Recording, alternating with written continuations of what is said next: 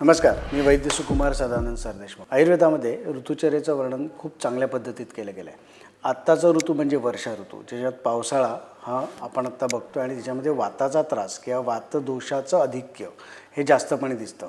त्यामुळे वाताशी निगडित असणारे व्याधी किंवा त्याच्याशी असणारे अवस्था या जास्त करून आत्ता दिसतात। मग ते लहान मुलांमध्ये असतील, मोठ्यांमध्ये असतील, प्रामुख्याने वृद्ध लोकांमध्ये ह्याचा जास्त प्रमाणामध्ये आपल्याला वाताचा त्रास बघायला मिळतो।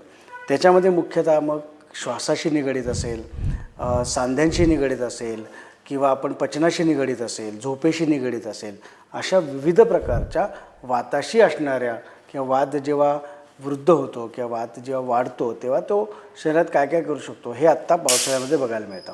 ह्याच्यात उत्तम म्हणजे काय तर पंचकर्मामध्ये बस्ती चिकित्सा सांगितली आहे। बस्ती म्हणजे आजकाल त्याला आपण एनिमा म्हणू। ह्याच्यामध्ये तेलाचा बस्ती असेल किंवा कषायाचा बस्ती असेल, म्हणजे त्याला आपण म्हणू की ऑइल एनिमा असेल किंवा मेडिकेटेड डिकॉक्शन एनिमा असेल, या दोन्ही पद्धतीत वापरल्या जातात। तर बस्ती ही चिकित्सा वातावर आणि आत्ता प्रामुख्याने पावसाळ्यामध्ये उत्तम ठरते। जय आयुर्वेद।